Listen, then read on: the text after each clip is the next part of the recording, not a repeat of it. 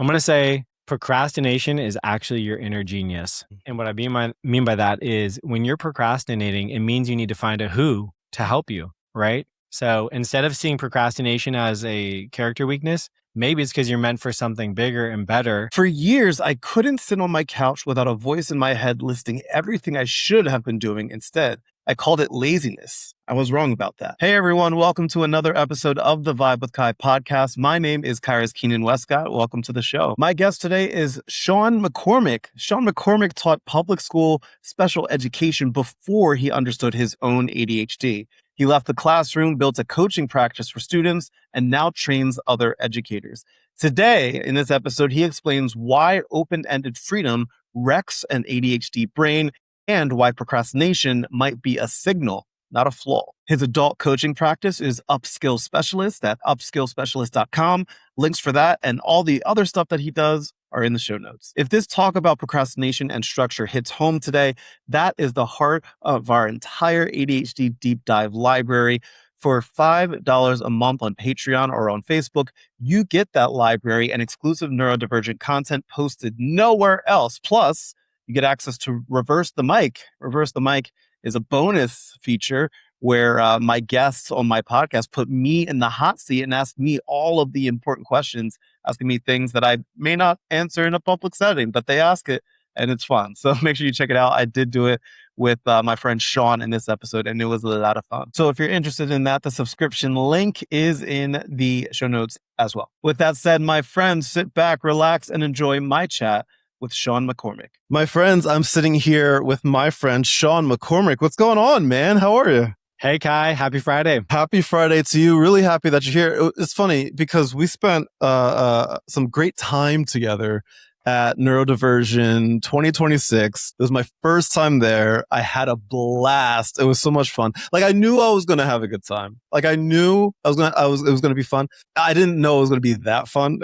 And everybody's so nice and everybody's so kind. And I love that. And I hope more people get to experience what I got to experience. Did you have a good time at NeuroDiversion this year? Oh man, so this was the second year, and for anyone who doesn't know, I'm the program developer. So that's how we got the connection, because you saved the day as one of our core keynote speakers. You came in and swept the audience away, and it was just exactly what we needed. And but year two for me was so fun because year one was like a lot of building and figuring it out, and kind of like, not friction, but like trying to figure out so much. And year two was like fun. There was double the amount of people there. We had all types of, dancers and a harp player, when we walked in, and it was like, all right, this is where it was almost like year one in a way, because it was all arranged in a way where it was so much fun. And I can't tell you the amount of people, I found this part interesting, that they had like brought their like husband or their wife or their son or daughter along who aren't really part of like the neurodivergent community, but they ended up having a blast too. Like it's just like a good experience for everybody that shows up. So I wanted to say that because compliments to you and the entire team for creating that safe space for people to talk openly and honestly and safely about neurodivergency. So thank you for that. And I can't wait to see what y'all put together next year, man. Yeah, well, next year is going to be amazing. And honestly, it is the team. Chris has put together an amazing team. I gotta shout out all of them, because they're some of the hardest working, most creative, smartest people. And even the volunteers too, all the volunteers who come together. And it's just like, wow, it's a labor of love. And it's also the purpose of it. I think it started with the purpose, which is we wanted to create a fun, meaningful event. It wasn't supposed to be purely clinical or just educational. It was like, let's celebrate the beauty of the neurodivergent community. And so I'm glad you walked away feeling that way. Absolutely. How do you balance the heavy logistical demands of helping to organize an event like that while still being present and connected with the people around you? Is it hard? Honestly, I got to give a huge shout out to the logistical geniuses behind it. I'm particularly thinking of Lisa and Robin, who are on the core team, who really figure out so many fine details. I mean, Chris as well is, the ring master, and, Nikki, for example, he's that web, so he's figuring out that app, making sure everyone can get the information. But Lisa and Robin, they did so much pre-work to get everything in place. And then another Robin on the team who led the volunteers, like it was, we had a volunteer orientation. So everyone kind of knew what they were doing when they walked in. And so, yeah, it's stressful, but it's like a fun stress. It's like you stress where it's like, all right, we got to get this person on stage. And for me, I think I kind of, I have ADHD. So I thrive when I'm engaged, not when I'm sitting listening to a lecture. So for me, it's like playing a sport almost. I'm like, all right, I'm in the game. I'm helping someone. I'm being useful. It's a sprint. It's going to be 72 hours of this. So for me, I just had to get a good night's sleep. So that's why I wasn't out fair. 2 in the morning. I was going to ask, because I was going to ask how your ADHD, if and when it showed up during that weekend. At any point did your ADHD try to sabotage your weekend at all? And if so, how did you push through? I love that question. So yes, I think there were some moments where, like, for example, you make mistakes, right? And when you make a mistake at Neurodiversion, you're making it on a larger scale. Sure. So I'll give you an example of one, which is I had some jeans that I cut like to make shorts, before I came to Neurodiversion, and they were like weaker. The reason I cut them is because they were on their final chapter, and I wore them to the opening ceremony, and I came on the stage, and I guess a few moments before they had ripped like down the crotch basically, and so my jeans were just like crotch open ripped. I didn't know that. I had underwear on, thank God. My gosh. But, that was like the one time in the event where they took really nice pictures. And of course they did. Good for my, career or whatever to be like on stage at the beginning of Neurodivergent. And my picture is just crotch ripped open, And so in my brain was like, you're a loser, you're a failure. Like you just screwed up a big moment. And then, and you remember Yusuf. I was actually just on a call with him before, another keynote speaker. Great guy. He was talking about how like the brain is going to like, there's those automatic negative thoughts, but we have to be the player that's controlling the brain, not controlling the brain, but, not letting it control us. And so it's like, you know what? I'm just not going to wear pre-cut or, post-cut jeans anymore. But that's what happened. All right. It happened and I'm moving forward. It is what it is. Yeah. You announced your new book about enhancing executive function skills for adults at that very event. What was the specific breaking point or realization, I'm going to say in your coaching career maybe, that made you realize that this book had to be written right now? Yeah. So actually, just to kind of pivot a little bit, I came in actually launched this other book, which is a specific guide from educator to executive function coach. So I wrote that book in the 5 months leading up to the event. I was like, I'm bringing a book to Neurodiversion. I'm signing up for the author table. And I was like, I have to write this book. I've failed at writing probably 4 or 5 books.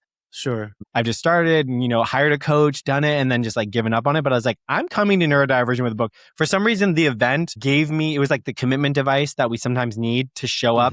So I brought that there. And then I was so happy with that experience of putting myself out there that I am planning on writing another one, which is the one you're referring to, where I'm going to be talking to adults about basically how I went from a chaotic executive dysfunction, challenged individual to I'm still challenged, but I've got a better handle on how to manage my ADHD at this point. Right. What are people going to get out of this book that maybe they may not get out of similar books? Because I ask this of a lot of authors in the neurodivergent community, because there are a lot of books and webinars and ebooks and all this stuff, podcasts out there. But I know that everybody brings like this fresh perspective and experience and all of that. So I want to make sure I give you the chance to highlight that this is not just another one of those, books, just random books to add to the shelf. What makes this book special? Yeah. Thanks for asking. For me, and I think for anyone reading it, so growing up, I used to have one friend, he would go, Sean, like, I don't have any friends like you. And I was like, what does he mean by that? And this was before I understood that I had ADHD. I thought it was normal the way I would get very passionate, we'll say, about small things for larger things. So I've always been someone who I see one of the core challenges of ADHD as the emotional dysregulation that occurs, not just the attentional challenges. And so for me, it's like something someone says that maybe just like normal feedback might feel really painful. And, that's just one example. But So what I want to do with the book that I'm writing about, and I'm still finalizing the title, I'm thinking about something like executive dysfunction and then crossing out the dis because I've found a way to manage that dysfunction. Yeah, yeah. For me, I want to actually share like the emotional journey of like a young person transitioning into adulthood. Now I'm 37, so I'm definitely in adulthood. Yeah.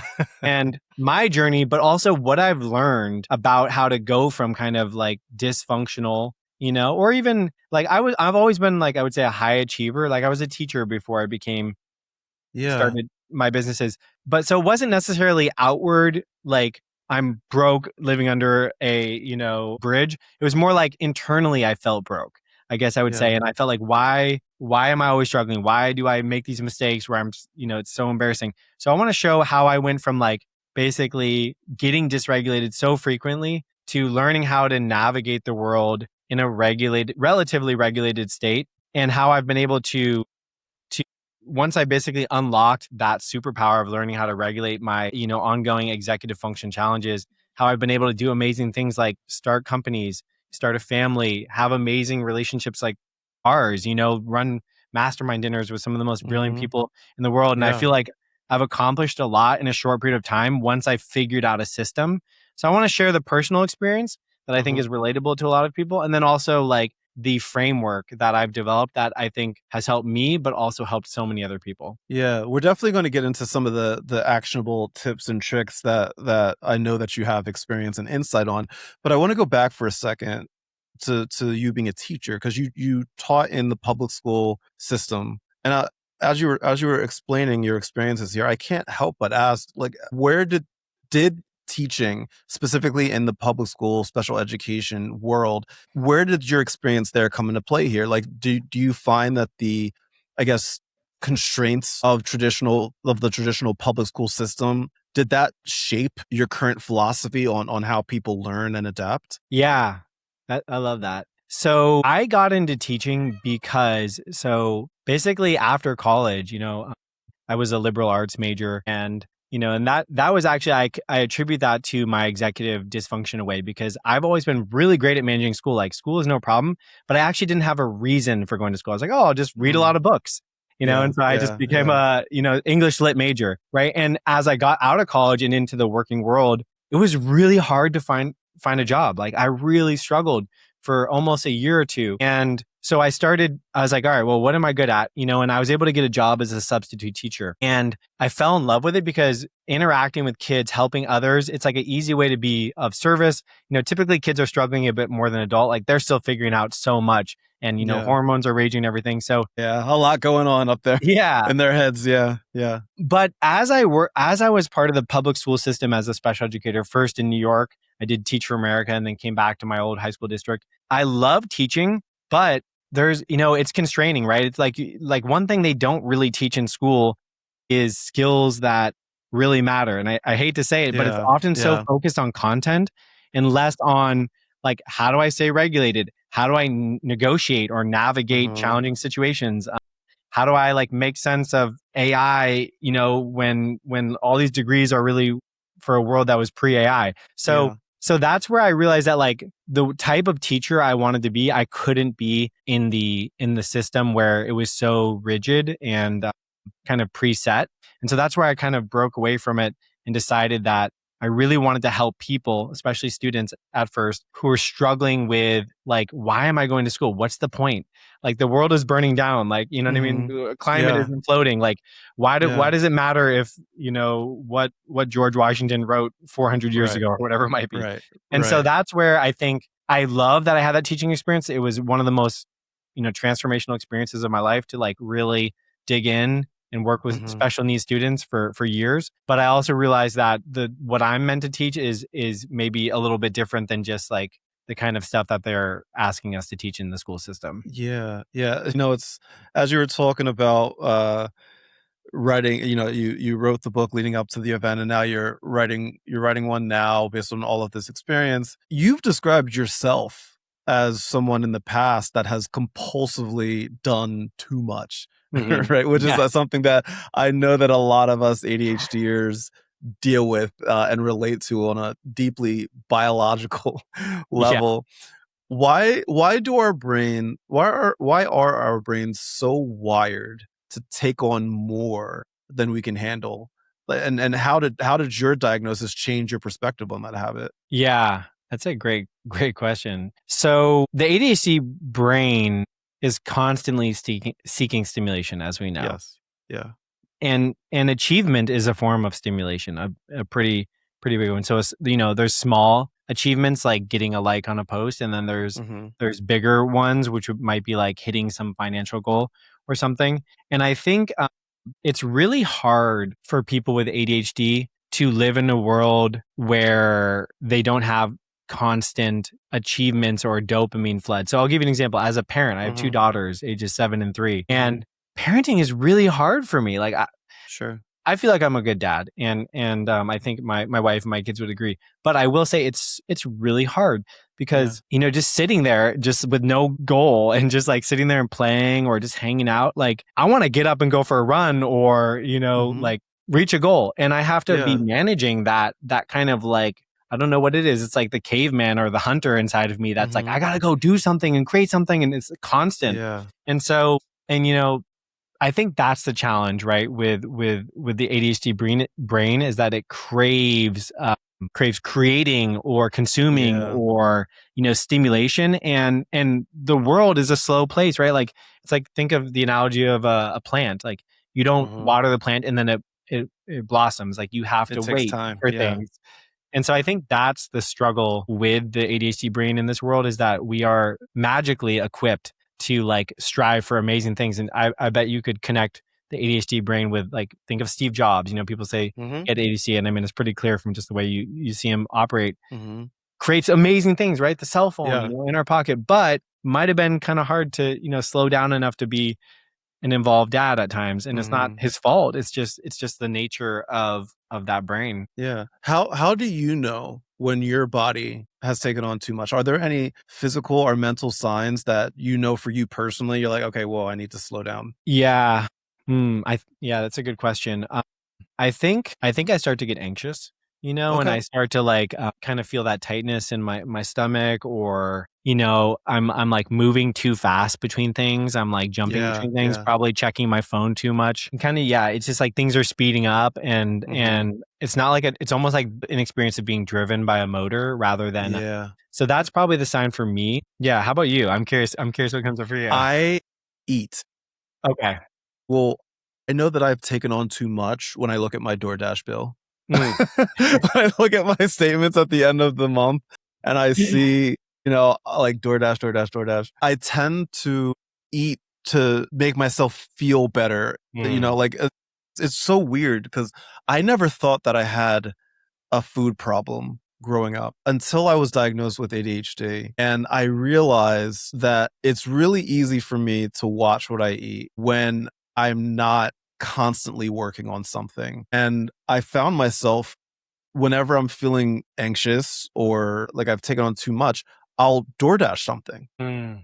and I'll Mm. just get something. And it, like you were talking about, like that dopamine hit that we get, it could be something as small as a like on a post, like you said, or it could be a financial goal. For a lot of us, like eating something hearty and big and, it might clog your arteries, but it Mhm. tastes good. Like Yeah. that's a dopamine hit that I very much enjoy when I feel like I'm like lacking it. Mm. And then I'm like pushing and pushing and pushing, and I'm like, I need to slow down. So I would say that for me, it's definitely my DoorDash bill at the end of the month. Yeah.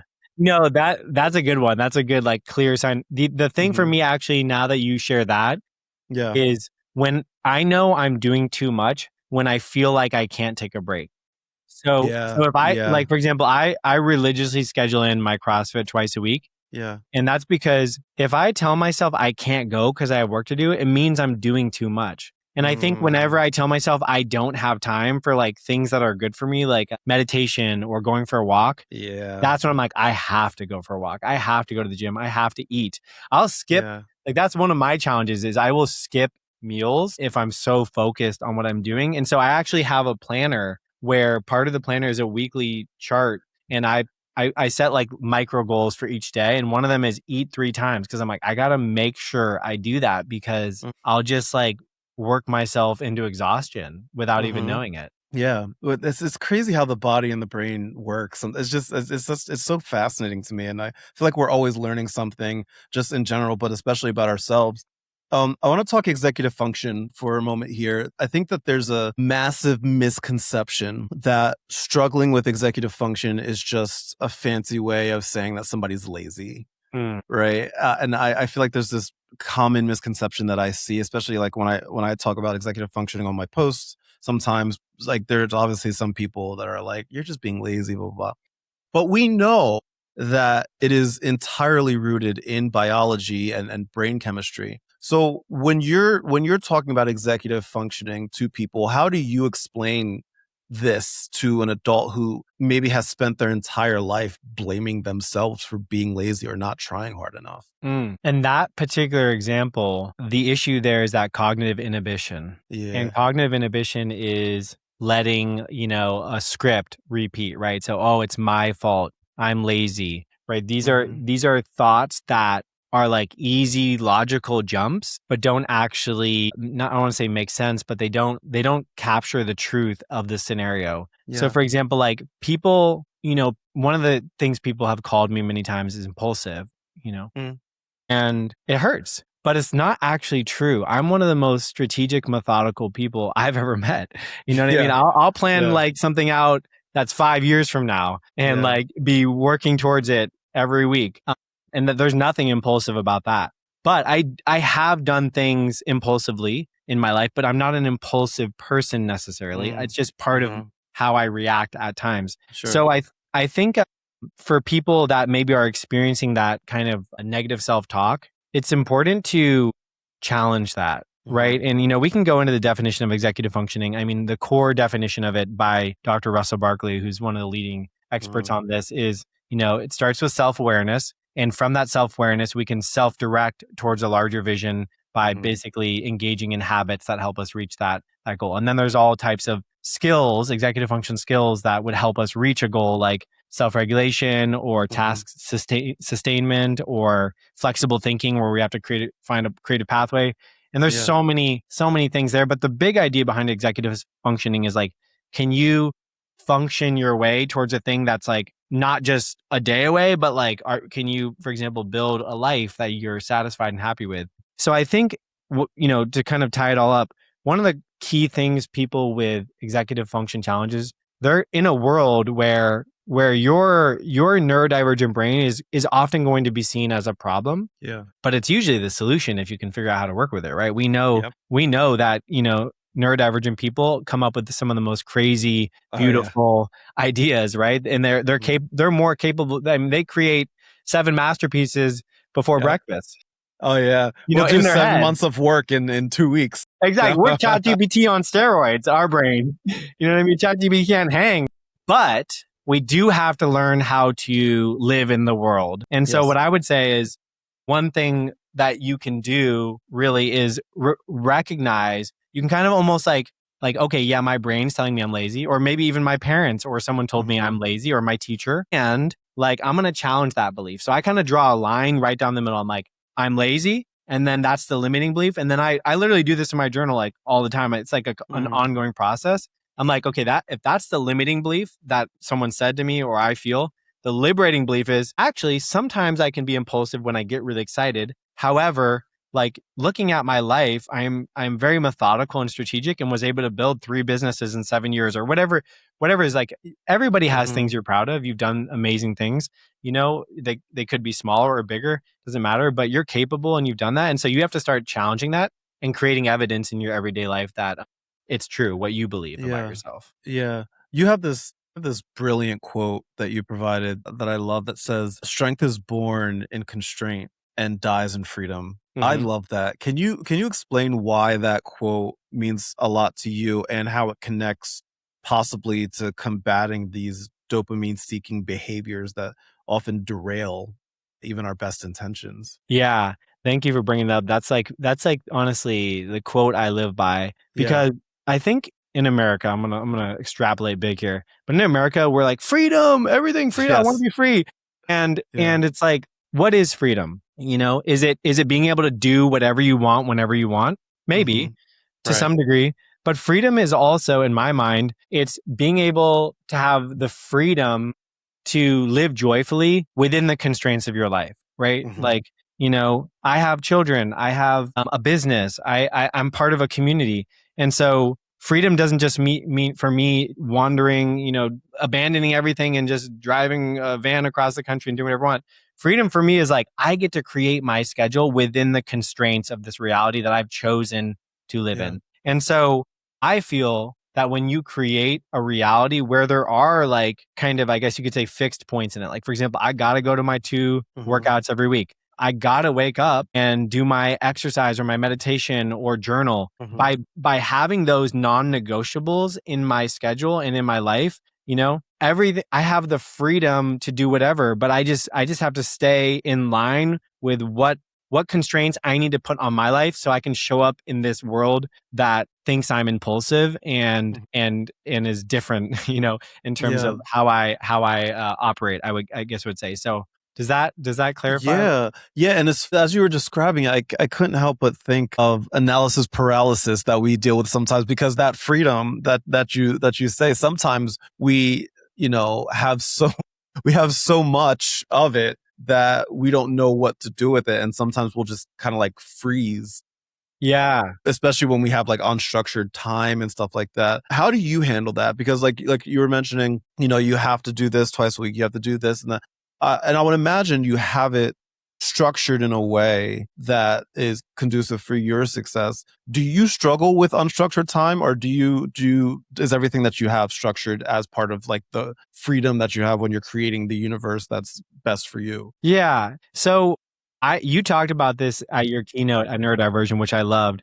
And I think you called it like planned laziness, or what was planned incompetence, or scheduled incompetence. Scheduled incompetence, which I just loved. I've just been thinking about that. I was like trying to find that because I just think it's such a great idea. So basically, the way I do this at this point in my life, and I've been doing this for a few years now, and it's been really helpful to my ADHD brain, is I basically schedule in those times where it's unstructured. And it's like, there's something about giving myself permission for a whole day. So for example, almost every Saturday, there are times where I have to do something or just do the schedule, but every Saturday I call it the Sabbath, even though I'm not religious. It's just like, I set up rules for myself. I'm like, my phone is off. I'm not cooking or cleaning. I'm not doing anything productive. I'm trying not to schedule any like preset events. And I just like sit around my house, and whatever my kids want to do, we ride bikes or go across town. But having especially at least one full day built into your week where there's nothing, like you have no plan and you don't let anyone plan something on that day for you. That has been a game changer for my brain, because there's so much structure in the other 6 days of my life that and at first, honestly, it's hard, right? Like my wife was not on board at first. She was like, she just wasn't down with it. She was like, "Oh, you're going to do your little fake religious thing again?" And I was like, I get it. But over time, she saw the impact that it had on me, that like, it really does. My best ideas come on those days. Like I have some genius business ideas on those days. I'll write them down, but I'm not engaging. I'm not planning or doing anything. And so I think building that time in on a weekly basis is key. And then like at night, for example, I've learned that I used to read self-help books like all day, and now I'm like, okay, cannot do any of that in the afternoon or evening because my brain will just keep going. So I do think that, building in like I don't work, after I hit the gym and do that, like I'm done. Like, sometimes I do, dig into something, but for the most part, I won't check email or do anything like that, in the afternoon. And so I think, yes, I do try to build in that unstructured time, and also just like basically put up like guardrails where I'm like, these things are not invading that space. I mean, that really helps keep me, I guess, on a level. Yeah.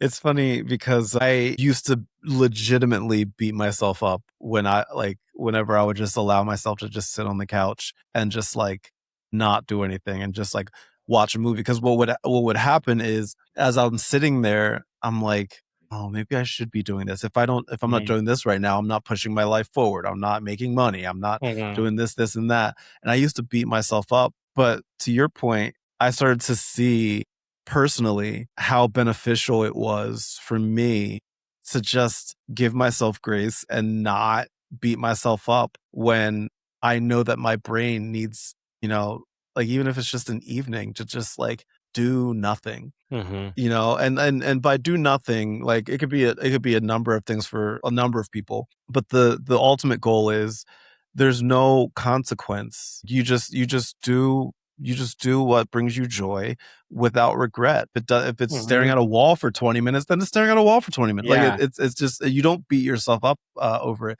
And it's really hard because I think we all have that ADHD shame spiral that we experience all the time, which is something that I've had to deal with my therapist and all of that. And one of the things that you have talked about that I really appreciate, and because I always want to highlight this because I know there's a lot of people that struggle with this. You're very open about the path that led you to pursue sobriety, healthy living, like you were talking about, CrossFit a couple of times just now. And you're very open about how that is a healthy way to manage your mind. In what ways did removing alcohol and changing your physical habits, how did that affect your executive functioning? Cannot be understated.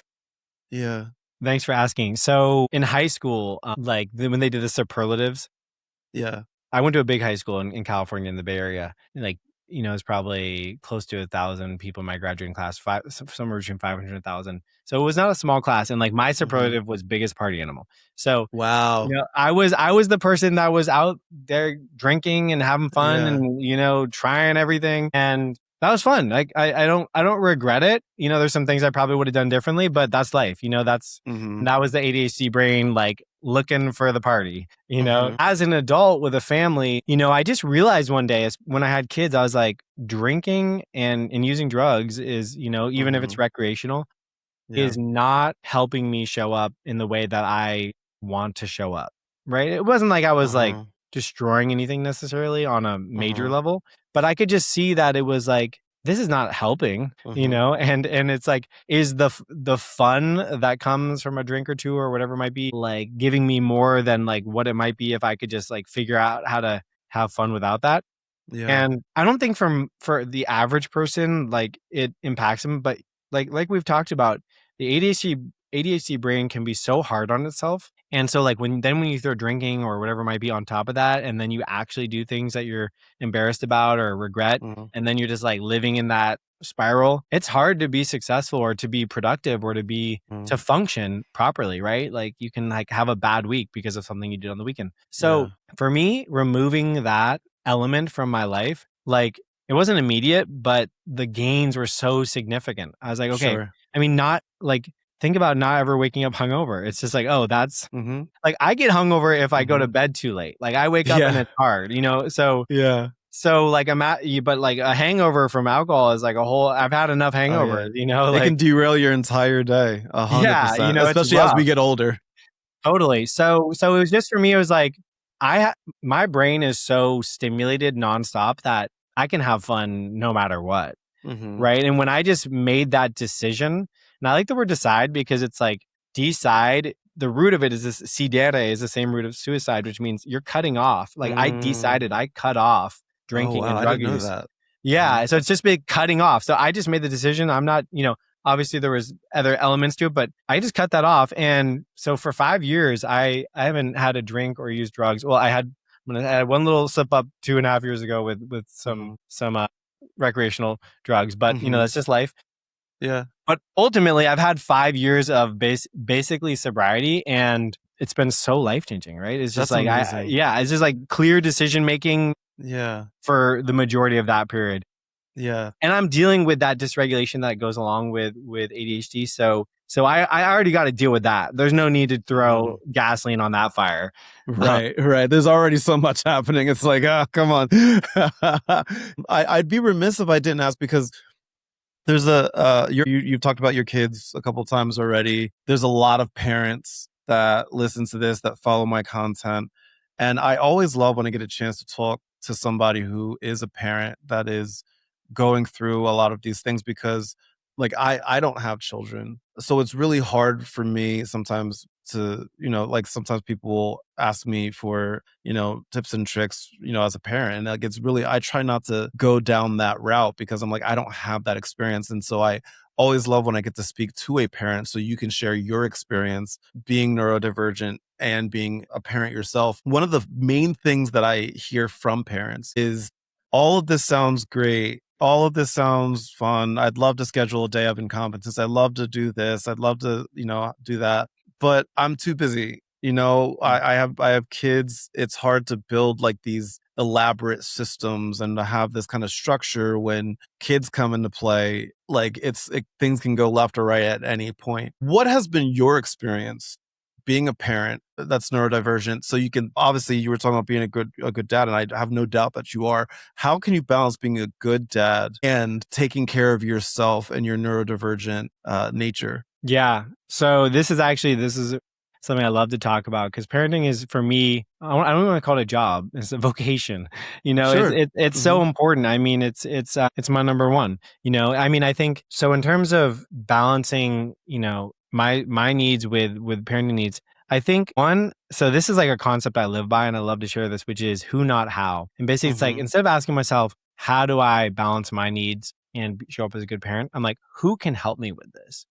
And so as I've grown as a person, I've realized like there's so many amazing people out there that can help you.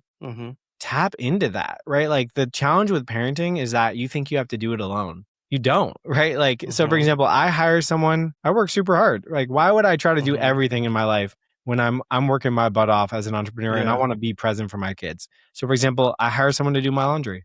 I mean, maybe this is unrelatable to some people, but it's probably less expensive than you think. And if you're a working professional, it might be like, if you set it up properly, like you could hire someone to come over and do that. Now, not everybody's in that position, but I will say for me as a professional who's neurodivergent, who also has kids, like I'm going to pay someone to help with my laundry. Sure. I'm going to pay someone to help with my dishes, as much as I can. That same person does both, right? You could find someone who can be a Swiss Army knife there. Sure. Yeah. I pay for some things, like at the beginning of each week, we have like a meal delivery service that gets us like going Monday and Tuesday. That's my main thing. Yeah. I have all my foods is delivered because I don't have time to cook. I don't. Yeah. And so So it's like, what are those things where you don't enjoy it, but you're doing it begrudgingly? And how do you find a who? Or the who could be the meal delivery service, right? It doesn't have to be a person. It could be like an organization. So you can show up and you can make time, because I don't cook dinner on those days. I have time to go to the gym, pick up my kids, and the dinner's at the house, right? Because I'm not spending the last 2 hours of my workday like prepping dinner. Then I'm, so it's like, I would say the first step in this journey towards finding that balance, and I don't know if I love the word balance because it's never going to be balanced, but it's like finding that ideal reality is, one, you have to visualize it. You have to use your nonverbal working memory. That's that part of the brain where you visualize a reality. Same part of the brain that fantasizes about things. Fantasize about what you want an ideal Tuesday in your life to look like. Like, when do you go to the gym? When do you spend time doing your own thing? One of the best tips I ever got, that I'm not there yet, but I'm working towards it, is you should have 3 hours a day to yourself doing whatever you want, right? And like, that might be hard at first, but like, how could you start carving out time? How could you pay someone to do something so you would have an hour back? And maybe it starts with just 20 or 30 minutes where you like watch some funny videos on your phone at some point. But I think you have to have the vision. And one way to do this is map out your ideal week. Just like draw it, get some colored pencils, draw where you're enjoying yourself and where you're with your kids and where you're with your spouse. Map that ideal week out, and then ask yourself each week, what's one step I can take to get closer to that? Because it doesn't happen overnight. It's not going to happen overnight. But if you set that GPS, that intention, you can create a beautiful life for yourself. Yeah. I hope that's all the parents that are watching or listening. I hope that gives you a fresh, perspective. Obviously, there's no one size fits all thing for ADHD or any neurodivergent thing that we have to deal with. But, these are ideas that you can take and potentially make your own and do what's best for you and your family. And you never know, you might surprise yourself sometimes with what you can do to manage your symptoms, manage your neurodiversion, and still be a good mom, a good dad, and all of that. On the other side, and we were talking right before we started recording, was with teachers. Do you work with teachers on their neurodiversion, or do you work with teachers to help them with their students' neurodiversion? Which one is it? Yeah. So what I do is I was a special ed teacher. So I basically started providing executive function coaching for students. And it was kind of like a haphazard. I fell into it. I like this quote of like, I didn't plan to start a business. A business was created around the value I was creating in the world. Like, so I was just really good at helping kids identify their goal and then navigate school. I was like, look, this is annoying, but you got to do it. And let's figure it out. Yeah. And I get it. And so more and more neuropsychologists started to refer kids they were doing assessments on to me. And they were like, Sean is the best at helping with executive functioning. So I built a business called Executive Function Specialists, and where I trained a team of special educators and former teachers on how to do this methodology. And so many people loved it that I turned my training into a program. So that's called the Executive Function Coaching Academy. And I train transitioning educators like teachers, special educators. Sometimes it's like speech language pathologists, occupational therapists, school counselors. I teach them how to take their school-based expertise and start a small executive function coaching practice where they can help students who are struggling with these skills and make a lot more than they're making in the school system. Basically have the freedom to work from home, have the flexibility to choose who they work with and when they work with them, just basically in the same way that I was able to transition from the school system and do that for myself. So that's what I teach in my community. I have a school community of transitioning educators. That's amazing. There's three types of people that I feel like are unsung heroes, particularly in Western culture, and it's our first responders, our military men and women, and teachers. Like I feel like we just don't value teachers as much as we should. Like I don't necessarily understand, why we don't. I mean, I might not understand why. It just sucks. It sucks because like these are people that shape the lives of these young boys and girls, and like oftentimes the teachers see the kids more than the parents do on a regular basis. And I'll never fully understand why we don't value teachers more so. But that's another another podcast topic for another day, because I can go on about that. Can I add one thing to that though? That I promise won't be too much of a tangent. You're good.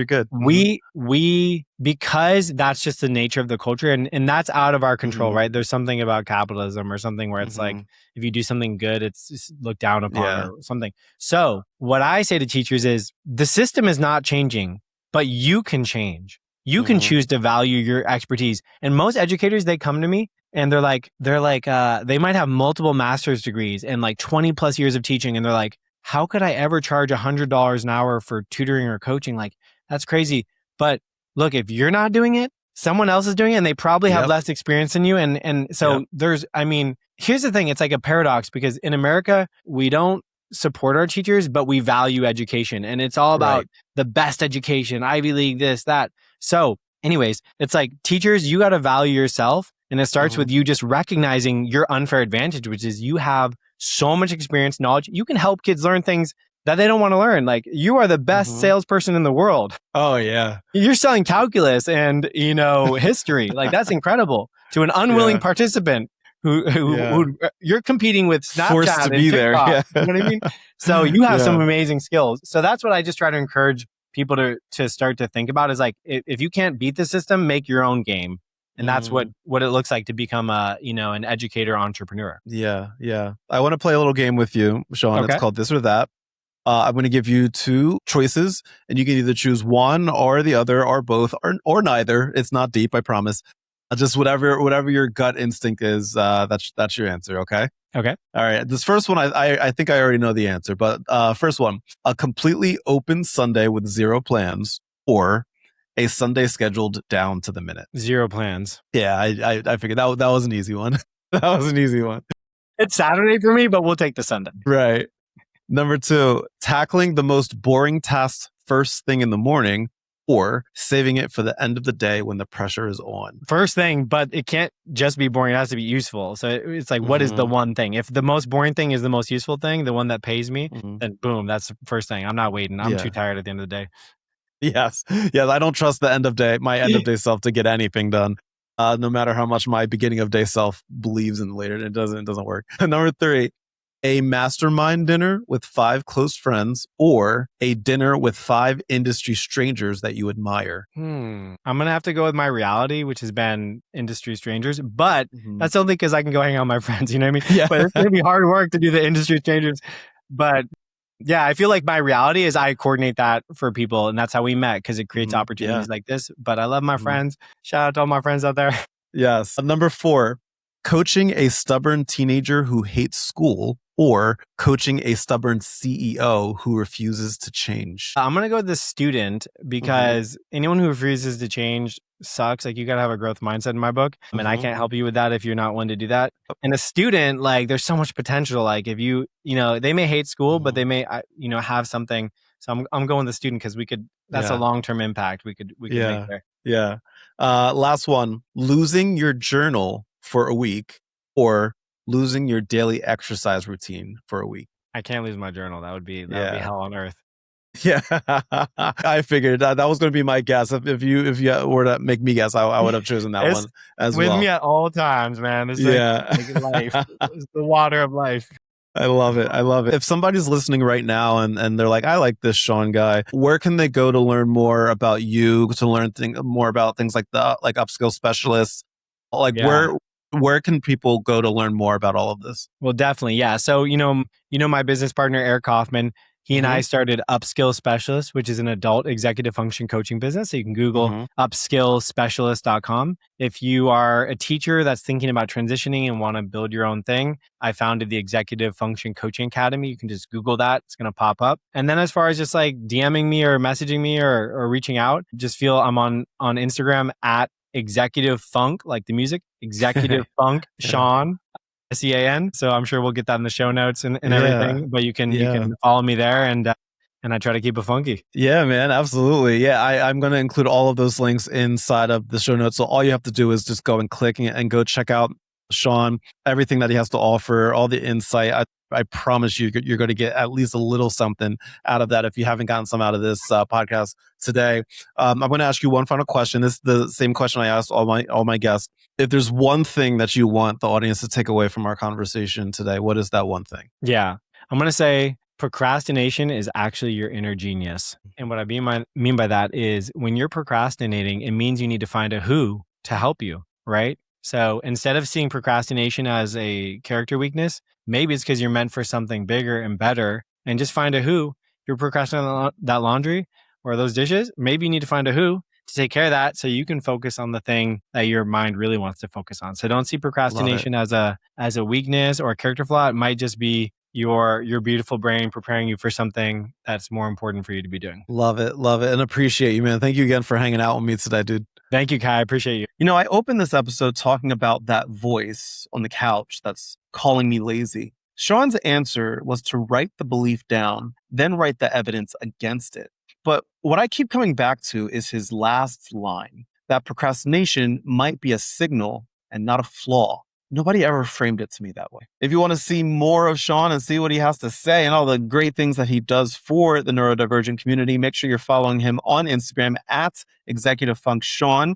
And make sure you check out his special coaching practice for adults. It's called Upskill Specialist. The link for that is going to be in the show notes. And check out his very own show. The link for that is in the show notes as well. Also, make sure you leave a review on whatever platform that you're listening or watching me on right now. And be sure to follow me at The Vibe with Kai on all of your favorite social media platforms. And make sure you come visit me at thevibewithkai.com, where you can get the ADHD Vibe store, the ADHD blog, the ADHD email list, the ADHD podcast, all of that stuff. It's all there. Make sure you go check it out.